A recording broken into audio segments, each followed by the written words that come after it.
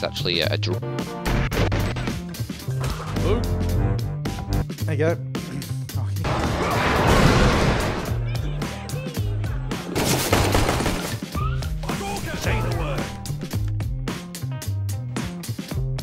We got a little wall thingamajig over here, which I get. Just get back around to safety. I've got a police. What colour I want to go? Should I have like a darker brown?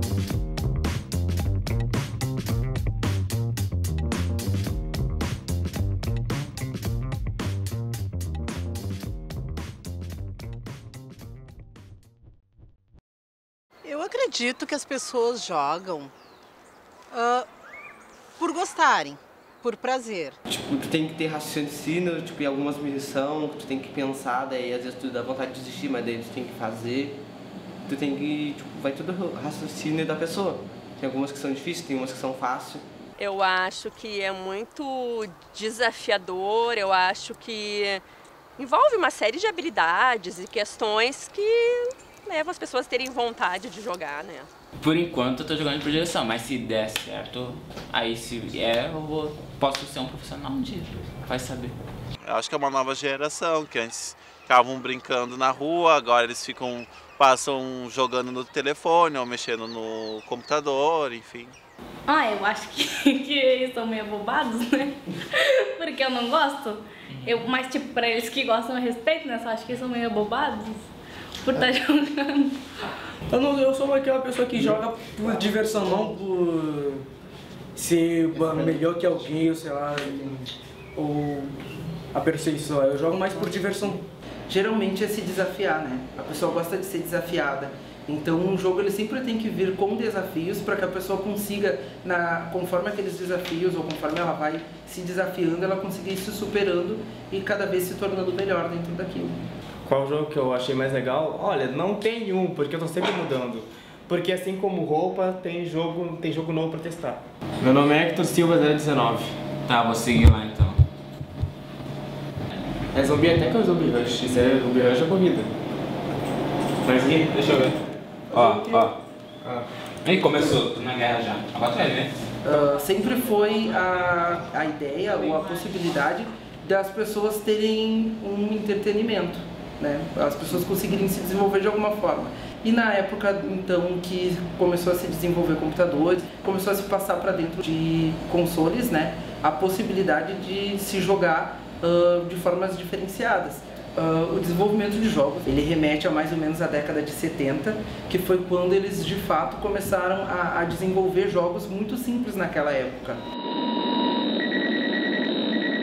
Simples por causa da questão de hardware, não por causa da questão do penso.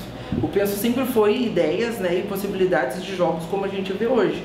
Mas o desenvolvimento de jogos sempre esteve atrelado ao hardware, e o hardware daquela época ele não era o suficiente, né? Ele não tinha as possibilidades que nós temos hoje.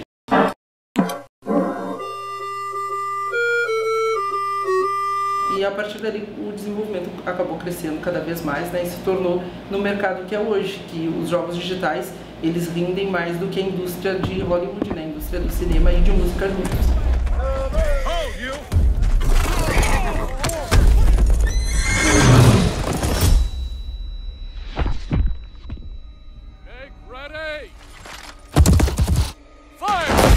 Bom, eu acho que tu pode trabalhar pedagogicamente com jogos, né? Diversos assuntos. Eu acho que tu pode desenvolver várias habilidades, né? Habilidades motoras, habilidades de memória, enfim, uma série de coisas, assim. Aprender muito, tu pode usar como uma ferramenta a teu favor enquanto educador.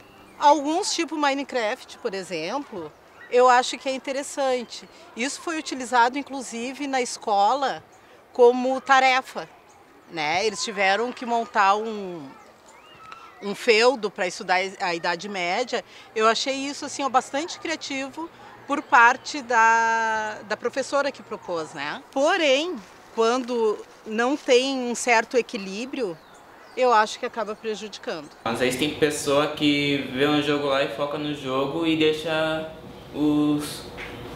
os fazeres de lado, assim. Não liga muito, tipo, tem pessoa que deixa de estudar só pra jogar. Ou também tem pessoa que deixa de sair com os amigos, assim, só pra jogar. Isso aí vicia também o jogo. Também, depende do jogo, vicia. E mais ou menos por quantas horas por dia tu joga? Umas 4. Umas 4 horas por dia. E a tua mãe não te incomoda com isso? Ela briga muito comigo por causa disso. Isso já influenciou nos teus estudos? Já alguma vez fiquei sem estudar pra ficar jogando. Se estuda de manhã, chega em casa à tarde, eu acho que o adolescente tem que descansar um pouco. Depois pode jogar ali umas 2 horas e meia.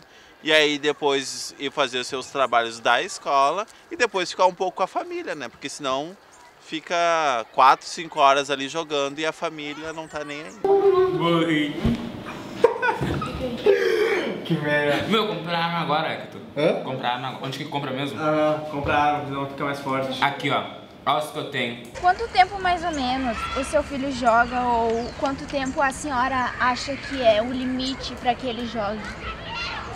O quanto tempo exatamente ele joga por dia, eu não posso afirmar porque eu fico fora de casa, né? Durante a tarde.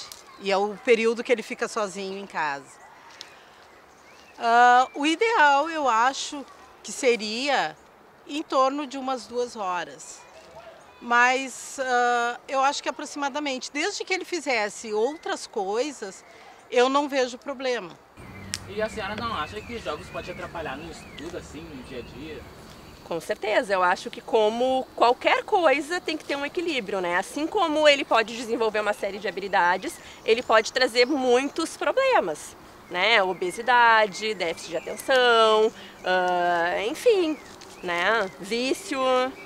Quando a pessoa começa a jogar demais e começa a madrugar, ficar a noite inteira jogando, parar de ir à escola, ficar horas sem comer, sei lá, parar de socializar com as pessoas. O meu irmão, de 12 anos, ele descobriu um jogo agora, que é o Minecraft. E tu acha que esse jogo atrapalha nos estudos dele? Bastante. Principalmente é que ele rodou esse ano, caso que ele não prestava atenção na aula e ele chegava direto do colégio, ou jogava videogame ou nos celulares. E a professora já tirou teu telefone por estar jogando na sala? Não. Só uma vez me mandaram embora por causa que eu dormi na sala. E a sua dormida foi porque ficou jogando na noite anterior? Sim, eu fiquei jogando das 9 da noite, eu fiquei jogando até as 6h30 da manhã. E eu dormi uns 20 minutos, daí 7h30 eu fui pro colégio. Take mid solo just so they know. And as I mentioned earlier, I must have mentioned in my other videos, I actually haven't played League of Legends that much. Primeiro? Deixa eu ver. Mas pô, eu acho um lado do Sonic, acho. Pô, Sonic era tri.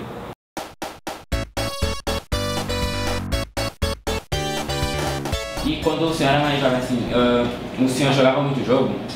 Sim, eu sou da época do Super Nintendo, não sei se vocês chegaram a jogar, mas então eu era muito viciado no Super Nintendo e em todos aqueles jogos mais 2D daquela época, daquela geração, eu joguei praticamente todos. Eu acredito que tudo que é em demasia pode gerar um problema, né? Se me deixar jogando, eu posso ficar 24 horas jogando. Só que eu tenho outros afazeres, né? Eu tenho que trabalhar, eu tenho outras coisas para fazer. Então, tem que haver essa determinação de momentos que tu pode estar ali naquele entretenimento e outros momentos que tu vai desenvolver outros tipos de atividades, né? Como trabalhar, estudar, enfim. Os jogos assim que eu conheço são de ação, tipo GTA, Black, que eu gosto muito, e Fortnite. E de corrida eu gosto do Need for Speed. É como se tu fosse largado lá como um sobrevivente. Tu é um cadete lá do exército e tu foi jogado num monte de general com faca. E tu não tem técnica nenhuma. Tu só, quando vê, tu já tá morto no chão. Bem, a questão da violência é violento mesmo.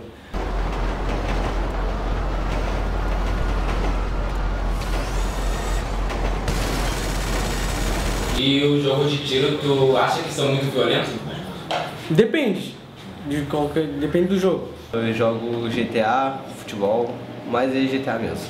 Go, go, go, go!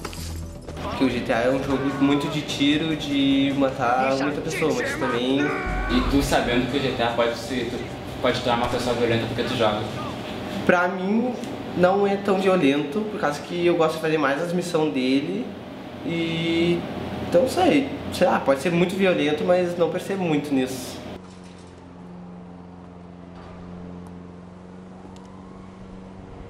E meu sobrinho, joga de tudo um pouco, assim, a gente procura sempre deixar o videogame ou o computador num local de acesso comum, justamente para estar observando, né, porque tu tem que cuidar a faixa etária, se é muito violento, se não é, enfim, tem que estar controlando. Ele gosta muito de jogos de luta, então tem que estar sempre olhando, observando e orientando, sempre chamando para conversar. O que tu está jogando? Por que esse jogo? O que tem de interessante? Enfim, para estar também fazendo com que ele reflita, né, sobre o que está fazendo, que não fique uma coisa mecânica, né. Então, como o senhor é educador de inclusão digital, o senhor vê os alunos jogando, né? Sim. Quando vê um deles jogando jogo de violência, assim, de tiro, o que o senhor faz? Aqui na instituição a gente tem como que não é permitido o jogo, né, de violência para não estimular, né? Por causa como a gente trabalha com a cultura de paz, então a cultura de paz é sem violência, então a gente não permite. Então eu peço que eles saiam e acessem outros tipos de jogos.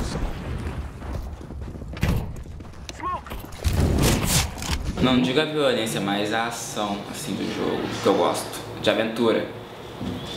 Tu acha que esses jogos violentos podem influenciar as crianças a se tornarem violentas? Sim, principalmente por causa de muito sangue, arma, tiro, violência contra tudo. What was that? What was that? Nothing.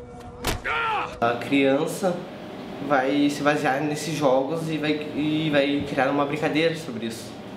Quando a gente vive num ambiente que só tem violência, pode acontecer de, o jogo ser mais um elemento a contribuir para isso. Então a gente tem uma responsabilidade na formação de vocês. Sempre quando a gente discute isso nas nossas formações, nos nossos planejamentos, a gente entra numa discussão enorme e sai dali sem nenhuma resposta. Porque daí a gente não sai dali com sim e nem com não, a gente sabe com não sei o que fazer com essa questão. É difícil.